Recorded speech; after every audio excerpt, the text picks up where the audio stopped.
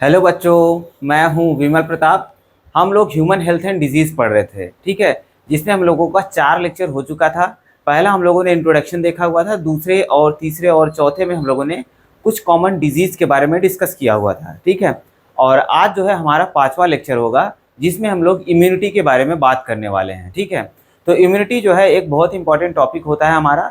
इसमें जो है हम लोग देखेंगे कि कौन कौन से टाइप के इम्यूनिटी होती है और हमारी बॉडी में जो हमारा इम्यून सिस्टम होता है वो वर्क कैसे करता है, ठीक है। इम्यून सिस्टम का मतलब यहाँ पर यह है कि हमारे बॉडी की जो प्रतिरोधक क्षमता है, बीमारी से लड़ने की जो कैपेसिटी होती है, वो कैसे काम कर रही होती है, उसी को हम लोग बोलते हैं इम्यूनिटी, ठीक है। और हम ये भी देखेंगे कि कितने टाइप की इम्यूनिटी होती है, ये सब भी हम लोग जो है इसमें डिस्कस करने वाले हैं, ठीक है। तो चलिए स्टार्ट करते हैं हम लोग आज का टॉपिक इम्यूनिटी, ठीक है।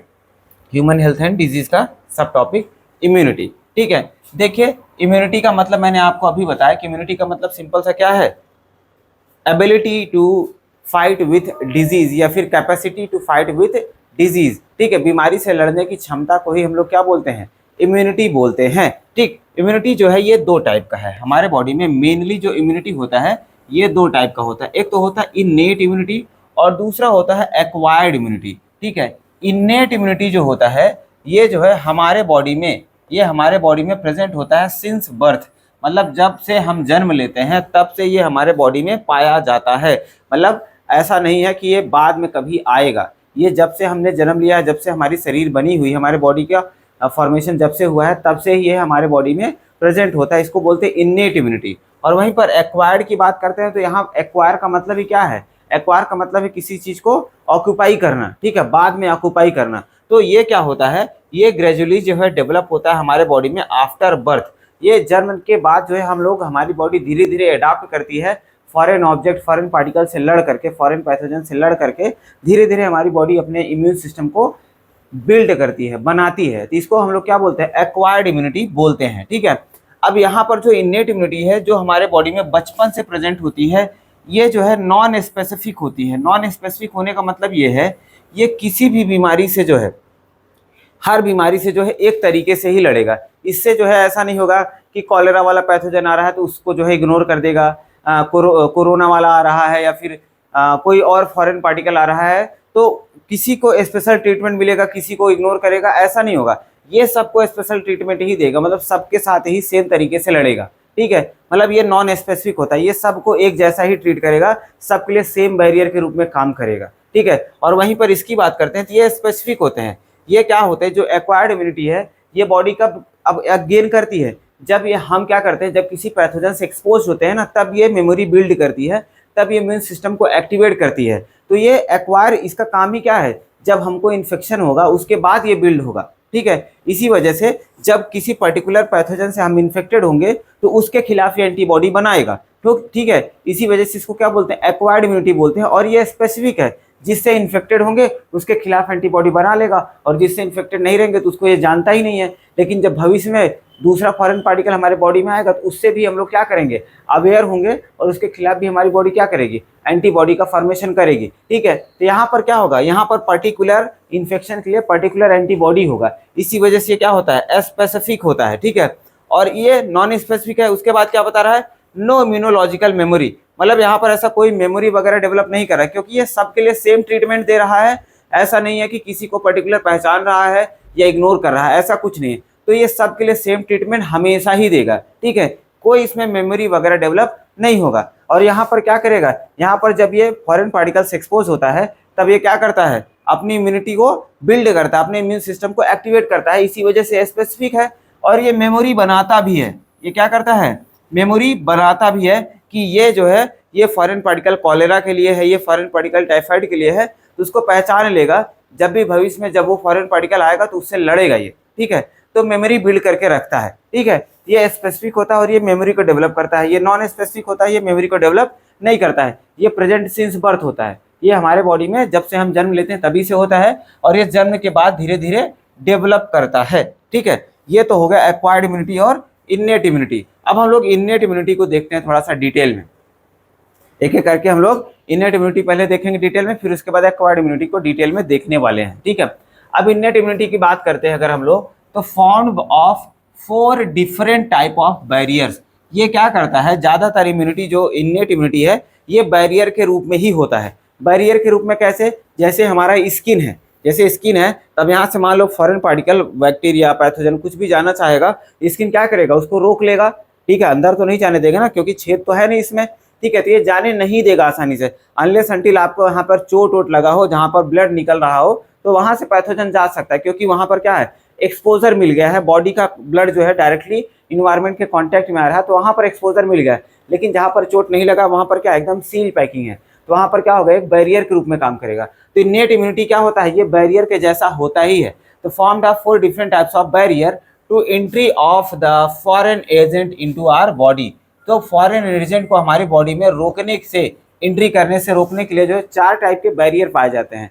एक तो होता है फिजिकल बैरियर, सबसे पहला क्या है, फिजिकल बैरियर, जो एग्जैक्ट ऐसा फिजिकली प्रेजेंट है, जैसे स्किन हमारा, ठीक है, स्किन क्या है, एक प्रकार का फिजिकल बैरियर होता है, ठीक है, तो वही बता रहा है, स्किन है, जैसे यहाँ पर देखिए स्किन है, made up of dead cell, ठीक है, डेड सेल से बना हुआ होता है, जिसको हम लोग क्या बोलते हैं, कीरेटिनाइज्ड एपिथेलियम बोलते हैं।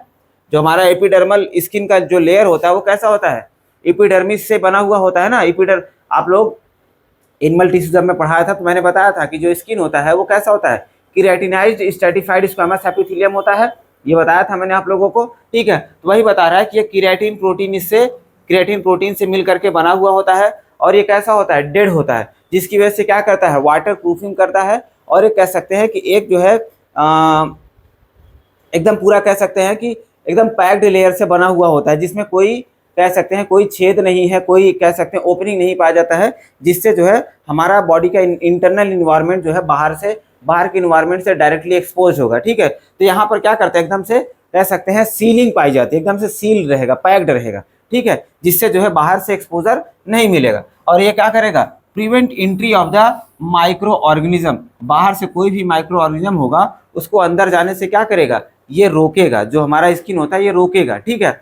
नेक्स्ट आता है म्यूकस। अब म्यूकस की बात करते हैं तो म्यूकस कैसा होता है, ये स्लाइटली जिलेटिनस सब्सटेंस होता है, जेली के जैसा होता है। म्यूकस जो होता है हमारे रेस्पिरेटरी ट्रैक्ट में होता है, हमारे नाक में होता है, ठीक है, यहाँ पर म्यूकस होता है, तो ये क्या है, एक प्रकार का ओपनिंग होता है, माउथ भी क्या है ओपनिंग है, मुंह में क्या होता है, सलाइवा वगैरह होता है, ये भी क्या करता है, एक हिसाब से जो है ये भी बैरियर के रूप में ही काम करता है, ठीक है। और हमारे रेस्पिरेटरी ट्रैक्ट में क्या होता है, म्यूकस होता है, ठीक है, गॉबलेट सेल्स होते हैं जो म्यूकस रिलीज करते हैं, नाक में भी होता है, सही म्यूकस होता है। तो जब ये फॉरेन पार्टिकल नाक से मुंह से जब अंदर जाने की कोशिश करते हैं तो वहाँ पर जो गॉबलेट सेल्स होती हैं म्यूकस रिलीज करके रखती हैं, और वो म्यूकस पे क्या होते हैं, जाके फॉरेन पार्टिकल चिपक जाते हैं, ठीक है। ये सब क्या होते हैं, ये सब एक हिसाब से फिजिकल बैरियर होते हैं, ठीक है। ये क्या कर रहा है, form coating on the lining of the respiratory, gastrointestinal and urinogenital tract में, ठीक है। यूरिनोजेनिटल ट्रैक्ट का मतलब यहाँ पर क्या हो गया, जो हमारा यूरिन वाला, जहाँ से हम लोग यूरिन को रिमूव कर रहे होते हैं, यूरिनेशन के लिए जिस रास्ते का इस्तेमाल करते हैं, उसमें क्या होते हैं, ये गॉबलेट सेल्स लगे होते हैं, जहाँ पर ये क्या करते हैं, म्यूकस रिलीज करके रखते हैं, ताकि यूरिन के रास्ते से भी ना चला जाए अंदर कोई पैथोजन। और फीमेल के अंदर भी क्या होता है, फीमेल का जो यूरिनोजेनिटल ट्रैक्ट होता है,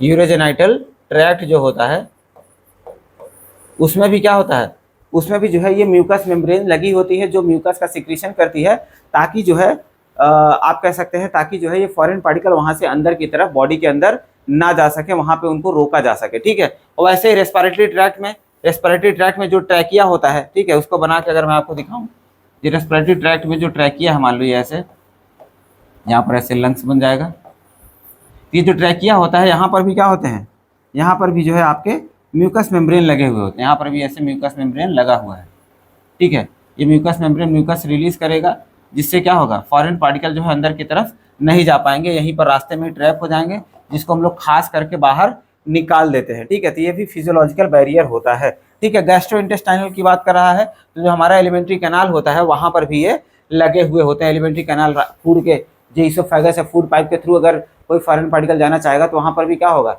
वहाँ पर भी म्यूकस मेम्ब्रेन लगी हुई है, वहाँ पर भी फॉरेन पार्टिकल को ट्रैप कर लिया जाएगा, रोक लिया जाएगा, ठीक है। आगे देखें क्या कर रहा है, help in trapping microbes entering the body, वही चीज़ जो मैंने आपको बताया, ये क्या करते हैं, माइक्रो ऑर्गेनिजम्स को ट्रैप करने में मदद करते हैं, रोकने में मदद करते हैं। ये तो दोनों हो गए आपके फिजिकल बैरियर, ठीक है, फिजिकली ये प्रेजेंट होते हैं, इनको बोला जाता है फिजिकल बैरियर, ठीक है। नेक्स्ट हम लोग देखेंगे फिजियोलॉजिकल बैरियर। क्या देखेंगे?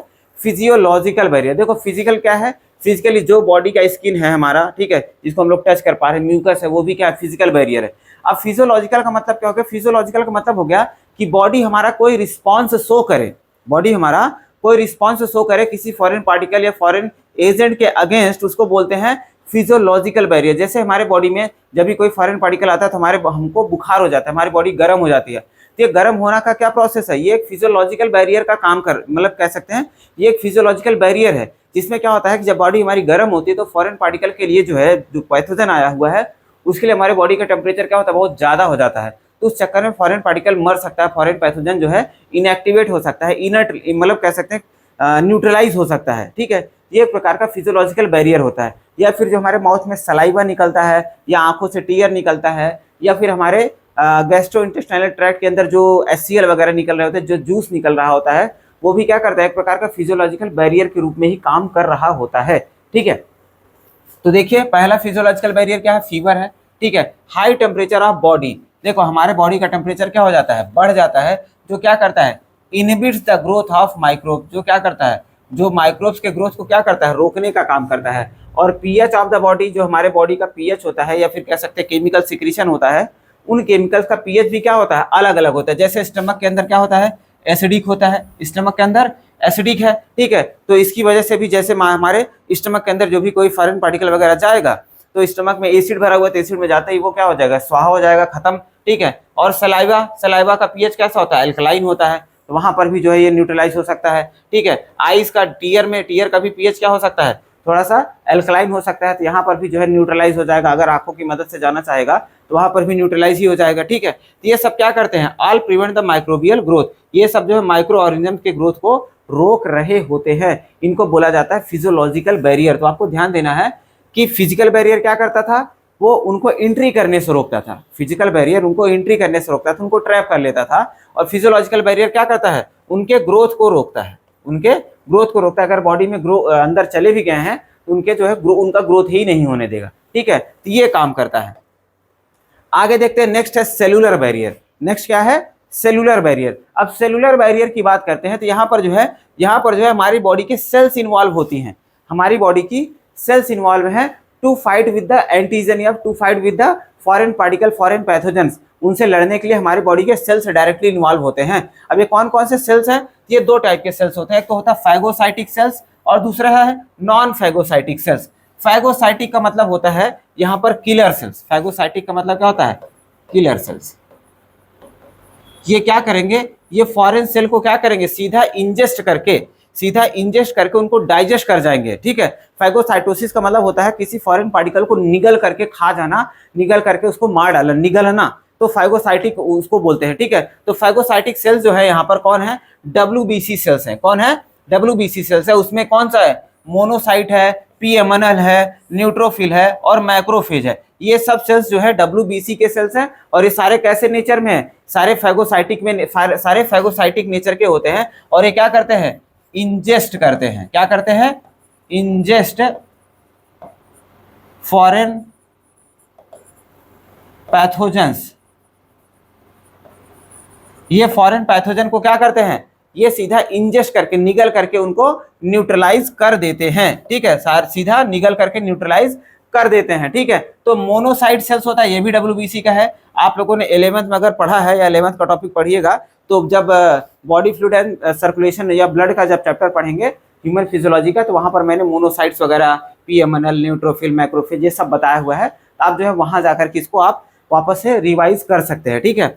तो मोनोसाइट हो गया। पीएमएनएल का नाम होता है पॉलीमॉर्फो न्यूक्लियर ल्यूकोसाइट। ये भी एक प्रकार का WBC सेल्स होता है। नेक्स्ट है न्यूट्रोफिल और नेक्स्ट है मैक्रोफेज सेल्स। ये सब क्या करते हैं? ये फॉरेन पैथोजन को सीधा निगल करके उनको न्यूट्रलाइज करने का काम कर रहे होते हैं। और वही नॉन फैगोसाइटिक सेल की बात करते हैं तो ये निगलता नहीं है, ये भी मारेगा ही लेकिन निगलेगा नहीं, ये डाइजेस्ट नहीं करेगा, सीधा निगल करके उनको इंजेस्ट करके डाइजेस्ट नहीं करेगा, ठीक है। इसमें एग्जांपल है नेचुरल किलर सेल्स, या फिर इनको NK सेल्स भी बोलते हैं। क्या बोलते हैं?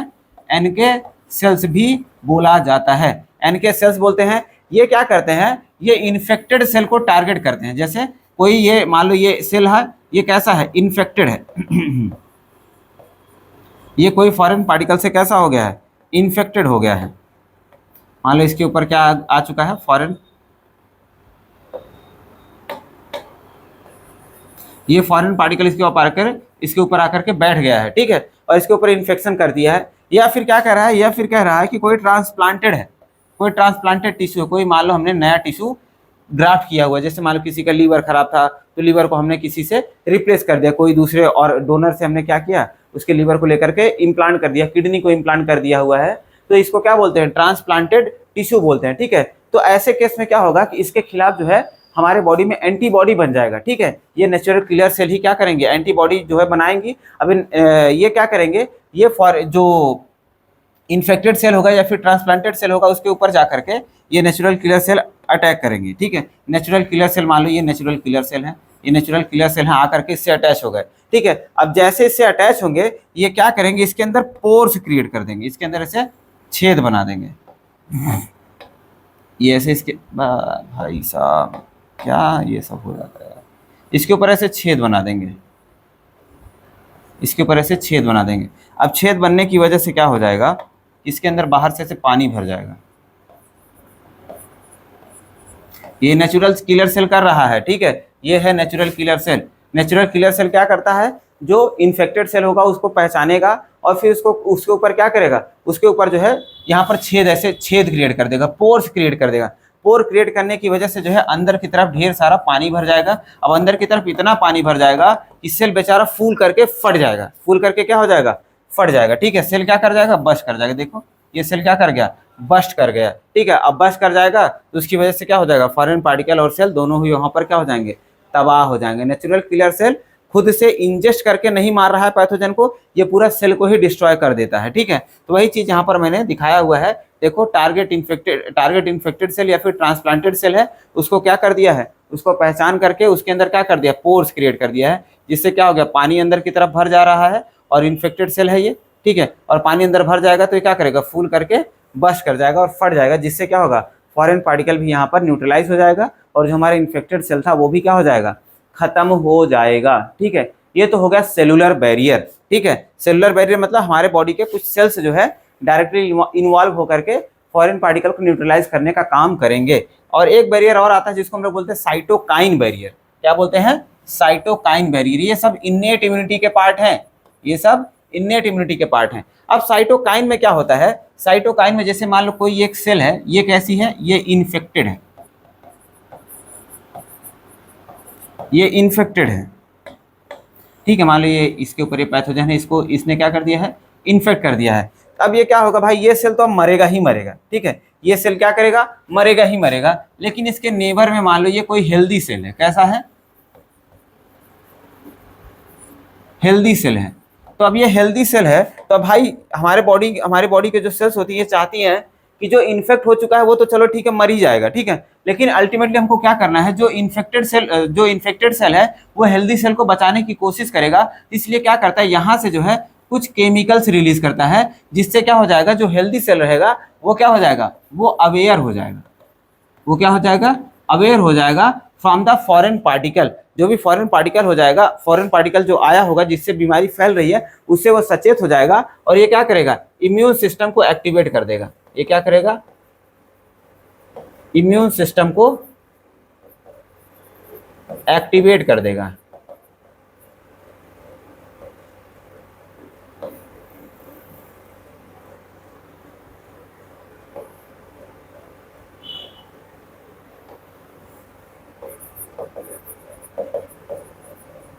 ठीक है, इम्यून सिस्टम को एक्टिवेट कर देगा और खुद को प्रोटेक्ट कर लेगा। तो जो ये इन्फेक्टेड सेल जो केमिकल रिलीज कर रहा होता है उसको हम लोग बोलते हैं इंटरफेरॉन। क्या बोलते हैं, इंटरफेरॉन बोलते हैं। ये इंटरफेरॉन रिलीज करता है,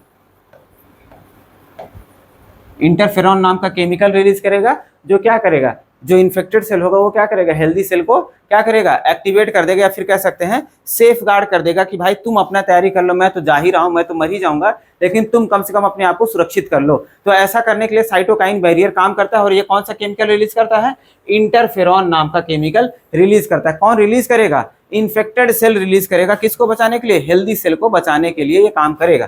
ठीक है, तो वही कह रहा है कि वायरस इन्फेक्टेड सेल है, मान लीजिए किससे इन्फेक्टेड है, वायरस इन्फेक्टेड सेल है, ये क्या करेगा, सीक्रेट करेगा प्रोटीन, एक प्रोटीन रिलीज करेगा जिसको हम लोग क्या बोलते हैं, इंटरफेरॉन बोलते हैं। क्या बोलते हैं, इंटरफेरॉन बोलते हैं, विच प्रोटेक्ट द नॉन इन्फेक्टेड, जो कि क्या करेगा, जो नॉन इन्फेक्टेड सेल है उसको प्रोटेक्ट करेगा from the further viral infection.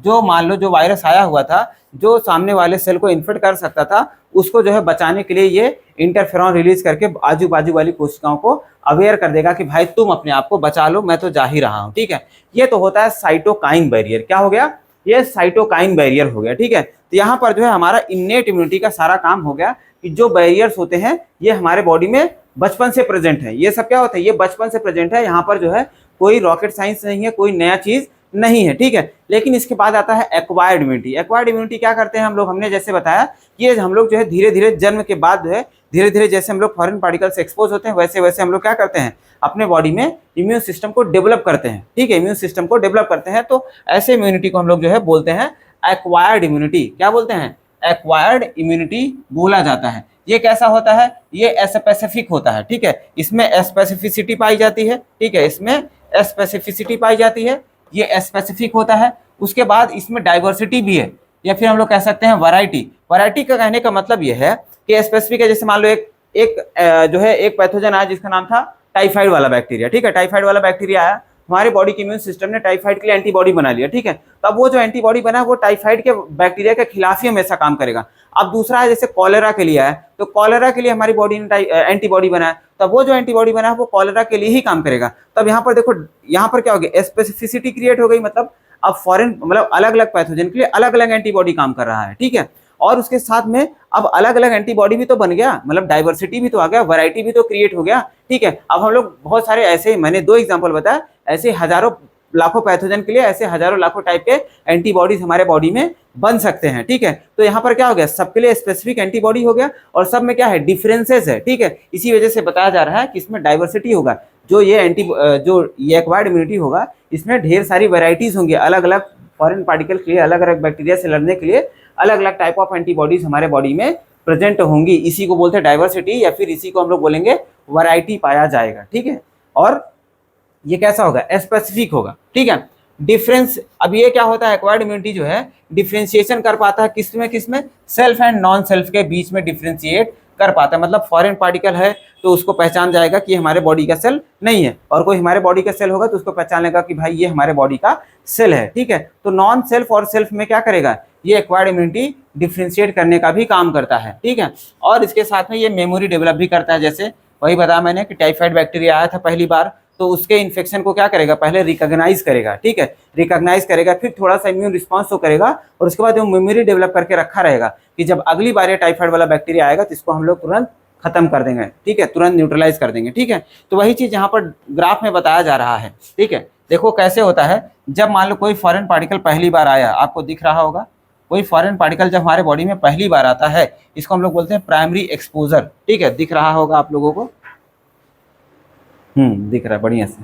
ठीक है, इसको बोलते हैं प्राइमरी एक्सपोजर। तो जब पहली बार कोई पैथोजन आएगा तो हमारी बॉडी जो है तुरंत से इंस्टेंटली कोई रिस्पांस नहीं शो कर पाएगी। क्यों, क्योंकि उसको अभी तो पहचानना है ना कि हमारे बॉडी का सेल है कि नहीं है, फॉरेन पार्टिकल है, नुकसानदायक है, फायदेमंद है, ये सब उसको देखेगा। ठीक है, तो उसको बोलते हैं हम लोग लैग पीरियड। क्या बोलते हैं, उसको हम लोग लैग पीरियड बोलते हैं। ठीक है, क्योंकि रिकॉग्नाइज कर रहा है, रिकॉग्निशन पीरियड है ये। ठीक है, फिर उसके बाद क्या करेगा, पहचानने के बाद जो पहला रिस्पॉन्स शो करेगा, प्राइमरी रिस्पॉन्स, जिसको हम लोग क्या बोलते हैं, प्राइमरी रिस्पांस बोलते हैं। पहला रिस्पांस शो करेगा, और इसी में ये मेमोरी भी डेवलप करता है, पहचान करके मेमोरी भी डेवलप कर लेगा कि भाई ये फॉरेन पार्टिकल है, जब अब जो है इसको याद करके रखो, ये नुकसानदायक है। ठीक है, तो प्राइमरी रिस्पांस बहुत ही ज्यादा कम होता है, मतलब बहुत कम रिस्पांस होता है, उतना ज्यादा मतलब इसमें जो है हम लोग अक्सर बीमार पड़ ही जाते हैं, उतने आसानी से ये लड़ नहीं पाता है। ठीक है, लेकिन फिर उसके बाद जब मान लीजिए दूसरी बार कोई पैथोजन आकर के, वही पैथोजन दूसरी बार जब आकर के हमको इन्फेक्ट करेगा, इसको हम लोग बोलते हैं सेकेंडरी रिस्पॉन्स, या सॉरी सेकेंडरी एक्सपोजर बोलते हैं। क्या बोलते हैं, सेकेंडरी एक्सपोजर बोल देंगे। और यहाँ पर कोई लैग पीरियड नहीं आएगा, यहाँ पर तुरंत काम तमाम, तुरंत क्या कर देगा, काम तमाम कर देगा। इसको हम लोग बोलते हैं सेकेंडरी रिस्पॉन्स। इसमें जो है तुरंत जो है फॉरेन पार्टिकल को न्यूट्रलाइज कर देगा, ठीक है। तो ये ग्राफ जो है हमको दिखा रहा है मैग्नीट्यूड ऑफ इम्यून रिस्पांस को, ठीक है, मैग्नीट्यूड ऑफ इम्यून रिस्पांस को दिखा रहा है कि पहले एक्सपोजर में कुछ भी नहीं हुआ लेकिन थोड़ा सा रिस्पांस हो किया था, जिसको हम लोग बोलते हैं प्राइमरी रिस्पांस। इसका मैग्नीट्यूड क्या है, बहुत कम है। लेकिन सेकेंडरी एक्सपोजर पे एकदम चपक के जो है, सॉरी लोकल लैंग्वेज हो गया, एकदम मतलब अच्छे से बहुत बढ़िया से जो है ये रिस्पांस हो करता है, जिसको हम लोग क्या बोलते हैं, सेकेंडरी रिस्पांस बोलते हैं, जिसमें जो है अच्छे खासे तरीके से जो है रिस्पांस शो कर रहा होता है, ठीक है। तो ये हो गया हमारा, कह सकते हैं एक्वायर्ड इम्यूनिटी का रिस्पांस कैसे होता है। इसको हम लोग थ्योरेटिकली भी देख लेते हैं, मैंने आपको ग्राफ में दिखा दिया, यहाँ पर थ्योरेटिकली भी देख लेते हैं। देखो क्या बता रहा है, कह रहा है कि primary and the secondary immune response are carried out with the help of to specific type of lymphocyte present. दो विशेष टाइप की WBCs होती है। लिम्फोसाइट मतलब यहाँ पर है WBCs की बात कर लेते हैं हम लोग, ठीक है। दो स्पेशल टाइप के WBC सेल्स होते हैं जिसको हम लोग लिम्फोसाइट सेल्स बोल रहे होते हैं, ठीक है। कौन कौन से होते हैं, एक तो होता है बी लिम्फोसाइट, दूसरा होता है टी लिम्फोसाइट। ये बी लिम्फोसाइट और टी लिम्फोसाइट ही क्या करते हैं, ये रिकॉग्नाइज करने का काम करते हैं फॉरेन पार्टिकल्स को, ठीक है, फॉरेन पैथोजन को रिकॉग्नाइज करने का काम करेंगे, ठीक है। तो इसमें से जो बी लिम्फोसाइट होता है, B lymphocyte produces an army of protein in response to the pathogen. ये बी लिम्फोसाइट ही क्या करता है, फॉरेन पार्टिकल को पहचान करके उसके खिलाफ जो है आर्मी ऑफ प्रोटीन बनाएगा। आर्मी ऑफ प्रोटीन का मतलब यहाँ पर क्या है, आर्मी ऑफ प्रोटीन का मतलब होता है एंटीबॉडीज। ये ढेर सारी एंटीबॉडीज को क्या करेगा, प्रोड्यूस कराएगा, ठीक है, ढेर सारी एंटीबॉडीज को प्रोड्यूस कराने का काम करेगा into our blood to fight with them. उनसे लड़ने के लिए हमारे बॉडी के अंदर क्या करेगा, हमारे ब्लड में ढेर सारी बॉडी आर्मी बनाएगा, किसकी, एंटीबॉडीज की। These proteins are called antibodies. ये प्रोटीन को क्या बोला जाता है, एंटीबॉडीज बोला जाता है, ठीक है। ये कौन प्रोड्यूस करवा रहा है, बी लिम्फोसाइट प्रोड्यूस करवाता है। ये है इंपॉर्टेंट चीज, इसको ध्यान देना है, बी लिम्फोसाइट प्रोड्यूस करवा रहा होता है, ठीक है। अब ये टी लिम्फोसाइट क्या करता है, ठीक है, ये टी लिम्फोसाइट है, टी सेल मतलब T lymphocyte. T lymphocytes themselves do not secrete antibody. ये जो टी लिम्फोसाइट्स होते हैं ये खुद से कोई एंटीबॉडी बनाता नहीं है, लेकिन ये बी लिम्फोसाइट को जो है हेल्प करता है to produce them. B lymphocyte को क्या करेगा, ये प्रमोट करेगा, हेल्प करेगा, क्या कह सकते हैं, प्रोवोक करेगा कि भाई बना बना बना बना, ठीक है, एंटीबॉडी बना, जो है ढेर सारा एंटीबॉडी बना, मतलब मदद करेगा, ठीक है, हाथ बटाएगा लेकिन खुद नहीं बनाएगा। बनाएगा कौन, बी लिम्फोसाइट। क्या बनाएगा, एंटीबॉडी बनाएगा, किसके रिस्पांस में, फॉरेन पैथोजन के रिस्पांस में ये बनाने का काम करता है, ठीक है। ये तो हो गया कैसे एंटीबॉडी बनती है, ये हम लोगों ने देख लिया, बी लिम्फोसाइट बनाता है, ठीक है। प्राइमरी रिस्पांस, सेकेंडरी रिस्पांस देख लिया। प्राइमरी एक्सपोजर पे कोई रिस्पांस नहीं आएगा, उसके बाद थोड़ा लैग पीरियड के बाद रिस्पांस आता है जिसको हम लोग प्राइमरी रिस्पांस बोलते हैं। वो ज़्यादा होता भी नहीं है, लेकिन सेकेंडरी एक्सपोजर पे जो है अच्छा खासा रिस्पांस आता है, वो इंस्टेंट आता है, ठीक है, इंस्टेंट आता है, ठीक है। और एंटीबॉडी बनवाता कौन है, बी लिम्फोसाइट बनवाता है, ठीक है। और एंटीबॉडी किसके बने होते हैं, प्रोटीन्स के बने हुए होते हैं, और मदद कौन करता है, टी सेल्स या टी लिम्फोसाइट सेल्स करते हैं, ठीक है। अब एक्वायर्ड इम्यूनिटी की बात करें तो एक्वायर्ड इम्यूनिटी जो है ये दो टाइप का होता है, ठीक है। एक्वायर्ड इम्यूनिटी दो टाइप का होता है, एक तो होता है एक्टिव, क्या होता है, एक्टिव होता है, और दूसरा होता है पैसिव। दूसरा क्या होता है, पैसिव। दिख रहा है आप लोगों को, एकदम बढ़िया दिख रहा है, ठीक है।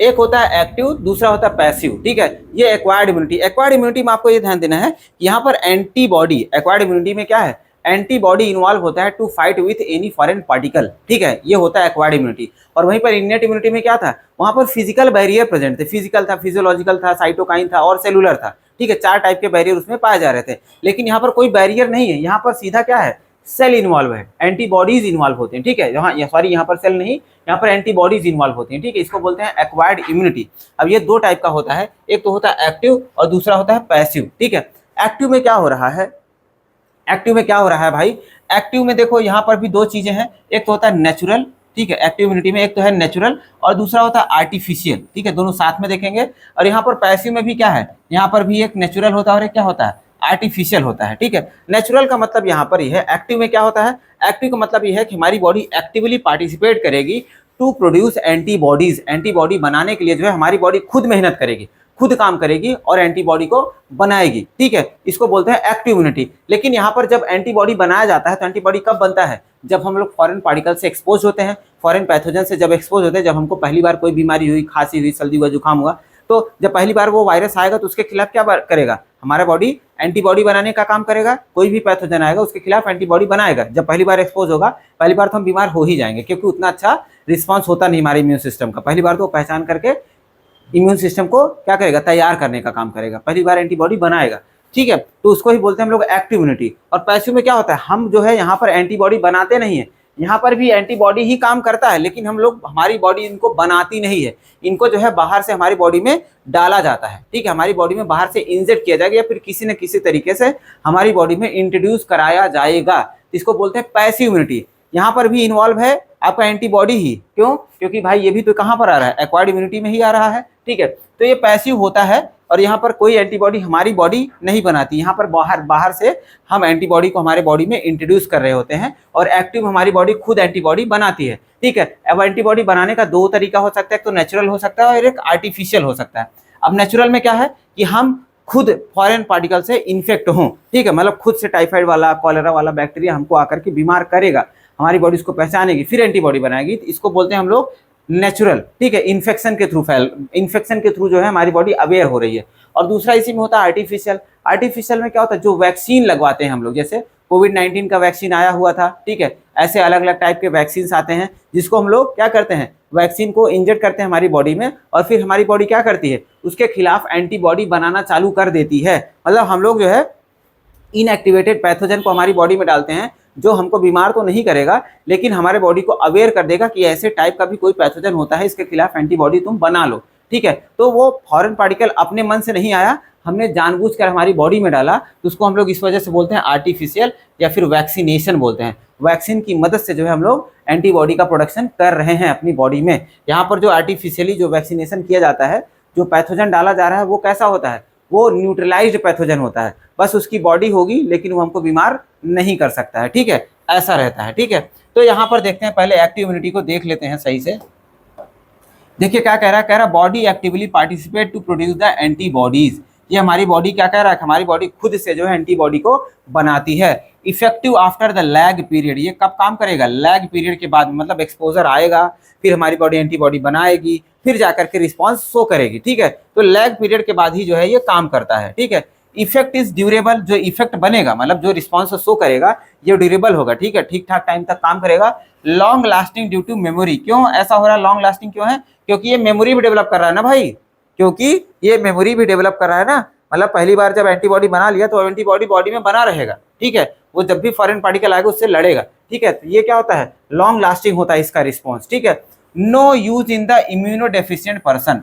अब देखो कोई पर्सन है जो क्या है, उसका इम्यून सिस्टम ही वीक है, उसके पास सही अमाउंट में बी लिम्फोसाइट नहीं है, सही अमाउंट में टी लिम्फोसाइट नहीं है, तब जिसका इम्यून सिस्टम खुद ही कमजोर है तो फॉरेन पार्टिकल आके सीधा बीमार ही कर देगा, वहां पर कोई एंटीबॉडी नहीं बनेगा। तो अगर कोई पर्सन है जिसका इम्यून सिस्टम कमजोर है तो उसमें ये कोई काम का नहीं। ठीक है, ये एक्टिव इम्यूनिटी कोई काम का नहीं है भाई। क्यों? क्योंकि ये एंटीबॉडी बना ही नहीं पाएगा, ये बीमार ही हो जाएगा। ठीक है, इम्यूनो डिफिशिएंट पर्सन के अंदर इसका कोई रोल नहीं होता है। ठीक है, और ये एक्टिव इम्यूनिटी और क्या करती है, useful as the prophylaxis, prophylaxis में मदद करती है। मतलब हम लोग ये कह सकते हैं हमारे बॉडी के इम्यून सिस्टम को बूस्ट करने में या फिर अलग अलग टाइप ऑफ पैथोजन से जो है कह सकते हैं अवेयर होने में मदद करता है। इसी को बोलते हैं प्रोफाइल एक्सिस। प्रोफाइल एक्सिस का मतलब सिंपल सा ये है कि मान लो पहली बार आया मतलब मान लो ऐसा कॉलेरा वाला बैक्टीरिया आया, फिर टाइफाइड वाला आया, फिर ऐसे अलग अलग टाइप के पैथोजन आते गए और हमारी बॉडी क्या करती गई, तैयारी करती गई, सबको पहचानती गई और सबके खिलाफ एंटीबॉडी बनाती गई। ठीक है, और एक टाइम पर क्या हो गया, हमारी बॉडी में सभी के खिलाफ एंटीबॉडी बना हुआ है। जब भी कोई पैथोजन आएगा तो सबसे लड़ लिया जाएगा, देख लिया जाएगा उनको कैसे न्यूट्रलाइज करना है। इसी को बोलते हैं प्रोफाइल एक्सिस। ठीक है, प्रोफाइल एक्सिस भी ये करने में मदद करता है, एक्टिव इम्यूनिटी। नेक्स्ट हम लोग यहाँ पर देखते हैं पैसिव में, पैसिव एक्वायर्ड इम्यूनिटी की बात करते हैं। इसमें नेचुरल भी होता है और आर्टिफिशियल भी होता है। मतलब हम लोग यहाँ पर परफॉर्म एंटीबॉडीज को, मतलब बनी बनाई एंटीबॉडीज को बॉडी में इंट्रोड्यूस कर रहे होते हैं। तो नेचुरली कहाँ से करते हैं, नेचुरली जो है मदर से करते हैं। ठीक है, माँ के गर्भ में जब बच्चा होता है तो प्लेसेंटा के थ्रू क्या होता है, इम्यूनोग्लोबिन जी, ये एक टाइप का एंटीबॉडी है। ठीक है, ये क्या है, एक एंटीबॉडी है। अभी हम लोग देखेंगे टाइप्स ऑफ एंटीबॉडी भी देखने वाले हैं। इम्यूनोग्लोबिन जी जो होता है ये प्लेसेंटा के थ्रू जो है बच्चे के अंदर आ पाता है। तो एक एंटीबॉडी तो हम लोग हमारे अंदर क्या है, बचपन से हमारी मम्मी ने ही हमको दिया होता है, इम्यूनोग्लोबिन जी। और उसके बाद होता है एक इम्यूनोग्लोबिन ए। ये क्या होता है, जब हम बर्थ लेते हैं, जब माँ का दूध पीते हैं, तो उस समय जो इनिशियल कोलेस्ट्रम नाम का मिल्क होता है, ये कोलेस्ट्रम जो होता है इनिशियल डेज में जो मिल्क मदर रिलीज करती है जब बच्चे को फीड करती है, उसको बोलते हैं कोलेस्ट्रम। तो कोलेस्ट्रम के अंदर क्या होता है, इम्यूनोग्लोबिन ए नाम का एंटीबॉडी होता है। आईजी का मतलब इम्यूनोग्लोबिन, ठीक है, इम्यूनोग्लोबिन नाम का एक एंटीबॉडी होता है, इम्यूनोग्लोबिन ए नाम का, जो कि क्या होता है, कोलेस्ट्रम के थ्रू हमारी बॉडी में आता है। तो दो ठो एंटीबॉडी तो जो है, जो हमारी मम्मी ही हमको देती हैं। एक तो जी होता है जो कि मदर से मिलता है थ्रू द प्लेसेंटा, और ए होता है थ्रू द मिल्क मिलता है, ठीक है। और आर्टिफिशियल की बात करते हैं तो यहाँ पर हम लोग वैक्सीन देते हैं, या फिर एंटी सीरम देते हैं, या फिर एंटी वेनम देते हैं। यहाँ पर वैक्सीन में क्या किया जा रहा है, यहाँ पर सीधा एंटीबॉडी का ही वैक्सीन दिया जा रहा है, ठीक है। कोई बैक्टीरिया, कोई बीमारी आपको कॉज किया गया होगा, तो मान लिया आपकी बॉडी जो है एंटीबॉडी नहीं बना पा रही, तो सीधा हम लोग एंटीबॉडी का इंजेक्शन ही दे देंगे, और वो क्या करेगा, आपकी बॉडी से, आपकी बॉडी के अंदर जो भी पैथोजन आया होगा उससे लड़ लेगा, ठीक है। या फिर एंटी सीरम भी देते हैं। एंटी सीरम जैसे मान लीजिए टेटनस वगैरह हो गया, ठीक है, ये सब क्या होते हैं, एंटी सीरम होते हैं, ठीक है। ये फॉरेन पार्टिकल को बाहर से एंटीबॉडी दे करके हम लोग उनसे लड़ने का काम करवाते हैं। और एंटी वेनम हो गया, जैसे मान लो सांप वगैरह काट लेता है, तो उसके लिए क्या होता है, एंटी वेनम दिया जाता है। यहाँ पर भी परफॉर्म्ड एंटीबॉडीज ही रहती हैं जो कि वेनम से लड़ने में मदद करते हैं, ठीक है। इसमें क्या होता है, इसमें हम लोग क्या करते हैं, एंटीबॉडी को बाहर से दे रहे हैं, एंटीबॉडी को बाहर से दे रहे हैं, तो body passively receives the antibody. यहाँ पर एक्टिवली एंटीबॉडी बन नहीं रहा है, बाहर से एंटीबॉडी डाल देते हैं, वो अपना काम करेगा, फॉरेन पार्टिकल से लड़ेगा, और खुद भी क्या होगा, एक टाइम के बाद नष्ट हो जाएगा। क्यों? क्योंकि हमारी बॉडी ने उनको बनाया ही नहीं है, ठीक है। Immediately effective but for the short term. जैसे ही आप एंटीबॉडीज देंगे वो तुरंत काम करना चालू करेगी, क्योंकि बना बनाया एंटीबॉडी है, वो तुरंत ही काम करेगा, लेकिन लंबे समय तक काम नहीं करेगा, ठीक है। एक समय बाद वो भी क्या हो जाएगा, मर जाएगा, खत्म हो जाएगा, ठीक है। और क्या करें, very useful in the immunodeficient person. मान लो किसी का इम्यून सिस्टम वीक है, जो खुद एंटीबॉडी नहीं बना सकता है, उसके बॉडी में तो बहुत बढ़िया से काम करेगा। ये कहाँ पर काम कर रहा था, जिसका इम्यून सिस्टम स्ट्रांग था, वो खुद एंटीबॉडी बना रहा था, ठीक है। अगर इम्यूनो डिफिशियंट है तो उसके अंदर कोई इसका काम नहीं था। लेकिन यहाँ पर अगर कोई पर्सन इम्यूनो डिफिशियंट है, जिसका इम्यून सिस्टम वीक है, उसके अंदर ये बहुत बढ़िया तरीके से काम करेगा। यूजफुल इन ट्रीटमेंट, ये ट्रीटमेंट करने में काम करता है, वो प्रोफाइल एक्सेस करने में काम करता है, ठीक है। ये सीधा ट्रीटमेंट करवा देगा। जो पैसिव एक्वायर्ड इम्यूनिटी है, ये क्या करता है, सीधा ट्रीटमेंट करने में मदद करता है, ठीक है। अब आगे देखते हैं, आगे क्या है, एक्टिव इम्यूनिटी को जो है ये थोड़ा सा समझाने की कोशिश कर रहा है कि एक्टिव इम्यूनिटी काम कैसे करता है एक्चुअली में, ठीक है। देखते हैं भाई एक्टिव इम्यूनिटी काम कैसे करता है। देखिए हम लोगों ने क्या देखा था, एक्टिव इम्यूनिटी में क्या होता है, एंटीबॉडी का प्रोडक्शन होता है। क्या होता है, एंटीबॉडी का प्रोडक्शन होता है एक्टिव इम्यूनिटी में, इसको ध्यान देना है। एक्टिव इम्यूनिटी में एंटीबॉडी का प्रोडक्शन होता है। अब एंटीबॉडीज बनते कैसे, वही चीज़ हमको समझना है, ठीक है, वही चीज़ हमको समझना है। देखिए ये बोन मैरो सेल है, यहाँ से पॉइंट हमारा चालू होगा, बोन मैरो है, ठीक है। बोन के अंदर बोन मैरो भरा हुआ होता है, दिख रहा है आप लोगों को, ठीक है। बोन मैरो होता है, बोन मैरो में क्या होता है, स्टेम सेल होता है। क्या होता है, स्टेम सेल होता है, ठीक है। बोन मैरो में स्टेम सेल होता है। अब ये स्टेम सेल क्या करता है, स्टेम सेल जो है लिम्फोसाइट्स बनाता है, मतलब लिम्फोसाइट्स बोले तो WBC सेल्स बनाएगा, WBC सेल्स बनाएगा, ठीक है, जिसको हम लोग लिम्फोसाइट्स बोल रहे हैं, ठीक है। अब ये लिम्फोसाइट्स क्या होते हैं, लिम्फोसाइट्स जो है बोन मैरो के अंदर बने, और बोन मैरो के अंदर ही रह करके मैच्योर हो रहा है। बोन मैरो के अंदर बना, और बोन मैरो के अंदर ही वो लिम्फोसाइट क्या कर रहा है, मैच्योर हो रहा है, ठीक है। लिम्फोसाइट क्या है, एक टाइप का क्या है, WBC है, टाइप ऑफ WBC ही है, ठीक है। तो बोन मैरो के अंदर क्या बना, लिम्फोसाइट सेल बना, और बोन मैरो के अंदर ही क्या हो रहा है, मैच्योर हो रहा है, ठीक है। अगर बोन मैरो के अंदर ही मैच्योर होगा लिम्फोसाइट सेल, तो उसको हम लोग क्या बोलते हैं, बी लिम्फोसाइट बोलते हैं। कोई रॉकेट साइंस नहीं है, सिंपल एज दैट भाई, इतना ही सिंपल है ये कि बोन मैरो का क्या करता है, लिम्फोसाइट्स बनाता है। बोन मैरो लिम्फोसाइट्स बनाता है। अगर लिम्फोसाइट्स बोन मैरो के अंदर ही मैच्योर होगा, तो उसको हम लोग बोलेंगे बी लिम्फोसाइट। क्या बोलेंगे, बी लिम्फोसाइट बोलेंगे, ठीक है। अब ये बी लिम्फोसाइट बन गया, ठीक है, बी लिम्फोसाइट बन गया है, और ये किसके लिए जिम्मेदार होता है, एंटीबॉडी मीडिएटेड इम्यूनिटी, या फिर AMI के लिए, या फिर इसको बोलते हैं ह्यूमोरल इम्यूनिटी। क्या बोलते हैं, ह्यूमोरल इम्यूनिटी बोलते हैं। मतलब यहाँ ये क्या करेगा, ये आगे चल के एंटीबॉडी का प्रोडक्शन करता है, ये आगे जाकर के एंटीबॉडीज बनाएगा। क्या बनाएगा, एंटीबॉडीज का फॉर्मेशन करेगा। कौन, बी लिम्फोसाइट। वहां पीछे भी हम लोगों ने देखा था कि बी लिम्फोसाइट क्या करता है, एंटीबॉडी का फॉर्मेशन करता है, ठीक है। अब ये फॉर्मेशन कहां पर करेगा, ये जाएगा कहां पर, सेकेंडरी लिम्फाइड ऑर्गन में। कहां पर, सेकेंडरी लिम्फाइड ऑर्गन में, ठीक है। यहां पर देखिए ये जो हमारा बोन मैरो था, ये क्या है, ये एक प्राइमरी लिम्फाइड ऑर्गन है। प्राइमरी लिम्फाइड ऑर्गन का मतलब ये हो गया, ये क्या करता है, ये क्या कर रहा है, लिम्फोसाइट का फॉर्मेशन कर रहा है। क्या करता है, लिम्फोसाइट्स का फॉर्मेशन कर रहा है। ठीक है, ये लिम्फोसाइट का फॉर्मेशन करेगा। जो लिम्फोसाइट का फॉर्मेशन करेगा या फिर जहां पर लिम्फोसाइट मैच्योर होंगी उसको बोलते हैं प्राइमरी लिम्फॉइड ऑर्गन। क्या बोलते हैं? Primary lymphoid organ. ठीक है, तो अब यहाँ पर प्राइमरी लिम्फॉइड ऑर्गन में लिम्फोसाइट बना और वहीं पर क्या हो रहा है? मैच्योर हो रहा है। अब यहाँ पर जब मैच्योर हो गया, बी लिम्फोसाइट बन गया, मैच्योर हो चुका है, तब ये उठ करके जाएगा कहाँ पर? सेकेंडरी लिम्फॉइड ऑर्गन्स में जाएगा। सेकेंडरी लिम्फॉइड ऑर्गन मतलब क्या होता है? ऐसे लिम्फॉइड ऑर्गन जहां पर जो है ये फॉरेन पार्टिकल से सीधा 1-to-1 इंटरेक्शन करेंगे, सीधा कॉम्बैट करेंगे, मतलब उनसे लड़ेंगे। तो कहां कहां पर होता है? जैसे स्प्लीन हो गया, टॉन्सिल हो गया, लिम्फ नोड्स हो गया, पेयर्स पैचेस हो गया, अपेंडिक्स हो गया और माल्ट हो गया। माल्ट का मतलब हो गया mucosa associated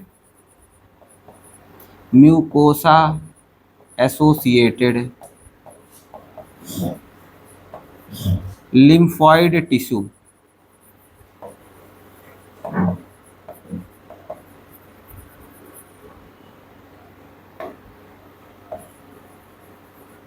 mucosa associated lymphoid tissue. ठीक है, ये सब क्या होता है? सेकेंडरी लिम्फॉइड ऑर्गन होते हैं। मतलब हमारे बॉडी में जहां जहां पर आप कह सकते हैं लिम्फ नोड प्रेजेंट होगा, जहां पर स्प्लीन प्रेजेंट होगा, जहां पर टॉन्सिल प्रेजेंट होगा, जहां पर पेयर पैचेस कहां पर पाए जाते हैं? हमारे इंटेस्टाइन की इनर वॉल में। ठीक है, इनर वॉल ऑफ इंटेस्टाइन। ठीक है, हमारी इनर वॉल ऑफ इंटेस्टाइन में पाया जाता है। अपेंडिक्स होता है। अपेंडिक्स कहाँ पर है? लार्ज इंटेस्टाइन का जो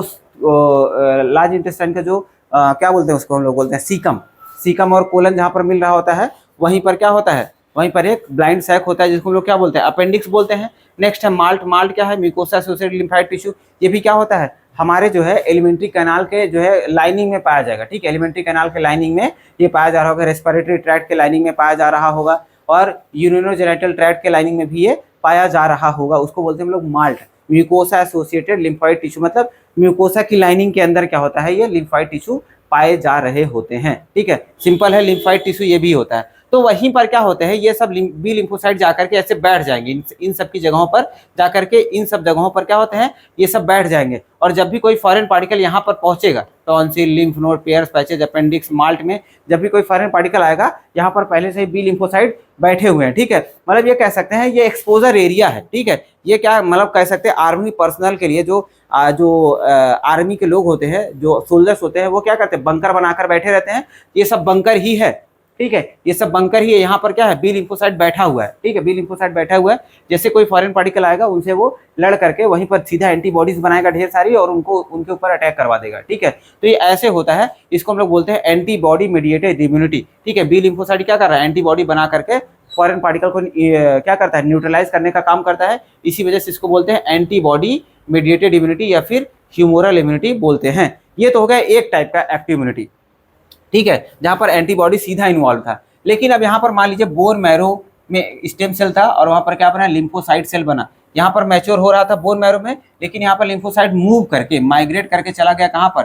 थाइमस में चला गया। कहाँ पर चला गया? हमारे थाइमस में चला गया। ठीक है, अब थाइमस भी क्या होता है? प्राइमरी लिम्फॉइड ऑर्गन है। यहाँ पर प्रोडक्शन भले नहीं हो रहा, लेकिन यहाँ पर क्या हो रहा है? मैच्यूरेशन हो रहा है। हमारा लिम्फोसाइट सेल क्या होता है? मैच्योर होता है। ठीक है, मैच्यूरेशन हुआ और अब यहाँ पर जो बोन मैरो के अंदर लिम्फोसाइट बना, थाइमस में गया। जब यहाँ पर थाइमस में मैच्योर होता है तब इसको हम लोग बोलते हैं टी लिम्फोसाइट। क्या बोलते हैं? टी लिम्फोसाइट इसको बोल देते हैं। ठीक है, अब टी लिम्फोसाइट जब बन जाता है तो टी लिम्फोसाइट आगे चल करके थाइमस के अंदर ही रहते हुए जो है इसका डिफ्रेंसिएशन हो जाता है। मतलब अलग अलग टाइप के टी लिम्फोसाइट बन जाते हैं। जैसे टी किलर हो गया, टी हेल्पर हो गया, टी मेमोरी हो गया, टी सप्रेसर हो गया। ये अलग अलग टाइप के क्या होते हैं? टी लिम्फोसाइट्स होते हैं। अलग अलग टाइप के टी लिम्फोसाइट्स होते हैं। और ये किस में इन्वॉल्व होते हैं? ये इन्वॉल्व होते हैं सेल मीडिएटेड इम्यूनिटी में। किस में इन्वॉल्व है? Cell mediated immunity. मतलब ये अलग अलग टाइप के सेल्स हैं। टी किलर सेल है, टी हेल्पर सेल है, टी मेमोरी सेल है, टी सप्रेसर सेल है। ये सब क्या है? ये लिम्फोसाइट्स हैं। ये अलग अलग टाइप के टी लिम्फोसाइट्स हैं और ये सीधा क्या करते हैं? ये सीधा जो है किसी फॉरेन पार्टिकल, फॉरेन पैथोजन को न्यूट्रलाइज करने में इन्वॉल्व होते हैं। ये सब सेल ही डायरेक्टली इन्वॉल्व हो जाते हैं। इसी वजह से इसको क्या बोलते हैं? सेल मीडिएटेड इम्यूनिटी बोलते हैं। और यहाँ पर क्या होता है? यहाँ पर जो है एंटीबॉडी इन्वॉल्व होती है। इसी वजह से एंटीबॉडी मीडिएटेड इम्यूनिटी बोलते हैं। ठीक है, तो अब यहाँ पर ये टी लिम्फोसाइट्स भी क्या करते हैं? माइग्रेट करते हैं और कहाँ पर जाएंगे? सेकेंडरी लिम्फॉइड ऑर्गन में, जहाँ पर बी लिम्फोसाइट भी बैठा हुआ है। ठीक है, यहाँ पर बी सेल भी होंगे और यहाँ पर टी सेल्स भी भरे हुए होंगे। किस में? स्प्लीन में, टॉन्सिल में, लिम्फ नोड्स में, पेयर पैचेस में, अपेंडिक्स में, माल्ट में, ये सब जगहों पर बी सेल और टी सेल क्या करेंगे, जाकर के बैठे रहेंगे। जब भी फॉरेन पार्टिकल आएगा उनको वहीं पे न्यूट्रलाइज करना चालू कर देंगे, उन्हीं को ताबड़तोड़ जो है तोड़ना चालू करेंगे। ठीक है, ये तो हो गया एक्टिव इम्यूनिटी कैसे काम करता है, ये कैसे एक्टिवेट होता है हमारे बॉडी के अंदर। ठीक है, यहाँ पर देखो प्राइमरी लिम्फाइड ऑर्गन के बारे में बताया गया है। ठीक है, कह रहा है primary lymphoid organ origin and maturation of lymphocytes. यहाँ पर क्या होता है, लिम्फोसाइट्स का या तो ओरिजिनेशन हो रहा है या फिर क्या हो रहा है, मैच्योरेशन हो रहा होता है। इनको हम लोग बोलते हैं प्राइमरी लिम्फाइड ऑर्गन। और सेकेंडरी लिम्फाइड ऑर्गन की बात करते हैं, यहाँ पर क्या होता है, proliferation and interaction between the antigen interaction between the antigen and lymphocytes. ठीक है, मतलब जो भी एंटीजन आया रहा होगा और जो है WBCs रहे होंगे उनके बीच में जो है ये इंटरेक्ट कराने का काम करेगा। बी लिम्फोसाइट और टी लिम्फोसाइट उनसे इंटरेक्ट करेंगे कहाँ पर, सेकेंडरी लिम्फाइड ऑर्गन में, जो कि क्या क्या है, ये सब है। इस सब का नाम आपको याद रखना है भाई। ठीक है, ये तो हो गया हमारा एक्टिव इम्यूनिटी का थोड़ा सा पार्ट। अब आगे देखते हैं बोन मैरो को थोड़ा सा डिटेल में देख लेते हैं कि भाई बोन मैरो में क्या होता है, कैसे ये काम करता है। और उसके बाद थाइमस भी हम लोग देखेंगे। ठीक है, उसके बाद थाइमस भी हम लोग देखेंगे। ठीक, देखिए क्या कह रहा है, बोन मैरो को मैंने अभी पीछे बता भी दिया था। बोन मैरो क्या है, मेन या फिर प्राइमरी लिम्फाइड ऑर्गन होता है where all blood cells including the lymphocytes are produce, जहाँ पर सभी टाइप के ब्लड सेल्स बनते हैं, मतलब RBCs भी बनते हैं वहीं पर। ठीक है, और WBCs भी वहीं पर बनते हैं, और WBCs का ही ये एक पार्ट है लिम्फोसाइट। ठीक है, तो बोन मैरो के अंदर ही क्या होता है, सारे टाइप के ब्लड सेल्स बन रहे होते हैं। ठीक है, इसी वजह से इसको प्राइमरी लिम्फोसाइट्स भी प्राइमरी लिम्फाइड ऑर्गन भी बोल रहे हैं, क्योंकि लिम्फोसाइट्स वहीं पर बन रहा है। ठीक है, अब थाइमस की बात करते हैं, तो थाइमस तो आप लोगों ने इंडोक्राइन ग्लैंड वाला जब चैप्टर पढ़ रहे थे, इंडोक्राइन सिस्टम पढ़ रहे थे, तो वहां पर भी मैंने आपको बताया हुआ था, लेकिन यहाँ पर फिर से एक बार देख लेते हैं। तो थाइमस क्या होता है, थाइमस जो है एक लोब्ड ऑर्गन है। कैसा है, लोब के जैसा है। ठीक है, ऐसे देखो ये लोब में है, ऐसा ये लोब है। ठीक है, लोब्ड स्ट्रक्चर होता है, लोकेटेड नियर द हार्ट। देखो हमारे हार्ट के पास में, हमारा हार्ट है, ये हार्ट के पास में ही तो पाया जा रहा है। Located near the heart beneath the breast bone या फिर स्टर्नम, जो हमारी ये ब्रेस्ट बोन वाली हड्डी होती है, बीच वाली हड्डी होती है, उसी के जस्ट पीछे ये पाया जा रहा है। यहाँ पर ये देखो, ये ऐसे यहाँ पर पाया जा रहा है। ठीक है, यहीं पर ये पाया जाता है। ठीक है, आगे देखते हैं। अब यहाँ पर थाइमस की बात ही कर रहा है, कह रहा है it is quite large at the time of birth. जो हमारा थाइमस होता है ना, जो थाइमस होता है, जब ये हम बर्थ लेते हैं उस टाइम पर क्या होता है, ये लार्ज होता है। Large at the time of birth, जब हम जन्म लेते हैं उस टाइम पर क्या होता है, इसका साइज बड़ा होता है। ठीक है, लेकिन जैसे जैसे हमारी उम्र बढ़ती जाती है वैसे वैसे क्या होता है, वैसे वैसे क्या होता है, ये जो है रिड्यूस होने लगता है, छोटा छोटा होते चला जाता है, और अल्टीमेटली क्या हो जाता है, बहुत ही ज्यादा छोटा हो जाता है। ठीक है, तो वही लिखा है reducing in the size with the age and by the time puberty, जब तक हम लोग बड़े होते हैं, is attained reduces to very small size. जब तक हम लोग 18-19 साल के होते हैं तब तक ये क्या होता है, हमारा जो थाइमस होता है बहुत ज़्यादा छोटा हो चुका होता है। ठीक है, मतलब मेरी उम्र तक आते आते तो शायद खत्म भी हो जाता है। ठीक है, इसका मतलब ये है कि बचपन में ही जो इम्यूनिटी बिल्ड होना होता है वो बचपन में ही बिल्ड होगा। ठीक है, बाद में जाकर के कोई इम्यून सिस्टम आपका बिल्ड नहीं होने वाला है, बाद में प्रोफाइल एक्सिस नहीं होगी। ठीक है, बाद में तो आपको पैसिव के भरोसे ही रहना पड़ेगा। ठीक है, अब माल्ट की बात कर रहा है। माल्ट की बात करें, माल्ट को मैंने बताया ये क्या होता है, म्यूकोसा एसोसिएटेड लिम्फाइड टिश्यू होता है। ठीक है, म्यूकोसा एसोसिएटेड लिम्फाइड टिश्यू होता है। ठीक है, ये कहाँ कहाँ पर पाया जाता है, रेस्पिरेटरी ट्रैक्ट में, डाइजेस्टिव ट्रैक्ट में और यूरोजेनिटल ट्रैक्ट में ये पाया जा रहा होता है। मैंने आपको बताया रेस्पिरेटरी ट्रैक्ट जो हमारे रेस्पिरेशन के लिए जो ट्रैकिया है, ब्रोंकियोल है, उनकी इनर वॉल में जो है ये लिम्फ नोड्स पाए जाएंगे। ठीक है, और उसके साथ में डाइजेस्टिव ट्रैक्ट में भी बता रहा है, उनकी वॉल के अंदर भी ये लिम्फाइड टिश्यू पाया जाएगा, और यूरोजेनिटल ट्रैक्ट में भी ये लिम्फाइड टिश्यू पाया जाएगा। तो ये क्या होता है, ये ज़्यादा जगहों पर पाया जा रहा है। ठीक है, रेस्पिरेटरी ट्रैक्ट हो गया, पूरा हमारा डाइजेस्टिव ट्रैक्ट हो गया, यूरोजेनिटल ट्रैक्ट हो गया, तो ये सब जगहों पर पाया जाता है। इसी वजह से हम लोग बोलते हैं कि ये जो म्यूकोसा एसोसिएटेड लिम्फाइड टिश्यू होता है, माल्ट जो होता है, ये लगभग 50% ऑफ द लिम्फाइड टिश्यू बनाता है। ठीक है, ये जो है सबसे ज़्यादा एरिया जो है एक्सपोजर का बनाता है, जहाँ पर जो है लिम्फोसाइट सेल्स जो है ये फॉरेन पार्टिकल से एक्सपोज हो सकते हैं। ठीक है, तो आपको ध्यान देना है कि ज़्यादा एरिया कौन बनाता है, लिम्फाइड टिश्यू का सबसे ज़्यादा एरिया कौन बना रहा होगा, म्यूकोसा एसोसिएटेड लिम्फाइड टिश्यू या फिर माल्ट बनाता है। लगभग कितना बनाता है, 50%। ये नीट का क्वेश्चन रह चुका है 2016-17 में, ये नीट का क्वेश्चन रह चुका है कि which of the following forms the maximum part of the lymphoid tissue. ठीक है, तो आपको बताना है कि माल्ट बनाता है। और या फिर ऐसे क्वेश्चन पूछ सकता है कि मतलब हाउ में ऐसा पूछ सकता है कि कितना जो है माल्ट जो है कितना कंसंट्रेशन में बना रहा होगा लिम्फॉइड टिश्यू का। ठीक है, तो आपको बताना है 50%। ठीक है, कितना बनाता है? 50% जो है लिम्फॉइड टिश्यू का पार्ट बना रहा होता है। या फिर पूछेगा कहाँ कहाँ पर पाया जाएगा, तो रेस्पिरेटरी ट्रैक्ट में, डाइजेस्टिव ट्रैक्ट में और यूरिनोजेनिटल ट्रैक्ट में ये माल्ट जो है पाया जाता है। और इसका फुल फॉर्म भी पूछा गया है नीट में। माल्ट का फुल फॉर्म क्या होता है? म्यूकोसा एसोसिएटेड लिम्फॉइड टिश्यू होता है। ठीक है, यहाँ पर तो हो गया हमारा इम्यूनिटी। ठीक है, यहाँ पर क्या हो गया हमारा इम्यूनिटी। ठीक है, आज वाले लेक्चर में हम लोग इम्यूनिटी के ही बारे में बात करेंगे।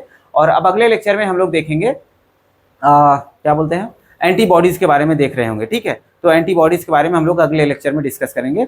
और यहाँ पर जो है हम आज वाला लेक्चर ख़त्म करते हैं। और मैं उम्मीद करता हूँ आप लोगों को बहुत अच्छे से समझ में आया होगा। और अगर कोई डाउट है तो कमेंट सेक्शन में आप भाई आसानी से पूछ सकते हैं। और अगर आपको जो है हमसे पर्सनली कनेक्ट करना है तो टेलीग्राम चैनल का लिंक डिस्क्रिप्शन में दिया गया है, आप वहाँ पर जाकर के हमारे चैनल को ज्वाइन कर सकते हैं। और जो भी हम लोग यहाँ पर नोट्स पढ़ते हैं ना, ये सब आप PDF नोट्स वहाँ से जाकर के डाउनलोड कर सकते हैं। ठीक है, और अपनी तैयारी को और बेहतर कर सकते हैं। ठीक है, और अगर आपको वीडियो अच्छा लगा है तो प्लीज़ भाई लाइक करें और सब्सक्राइब करें और चैनल को अपने दोस्तों के साथ शेयर भी करें। ठीक है, धन्यवाद।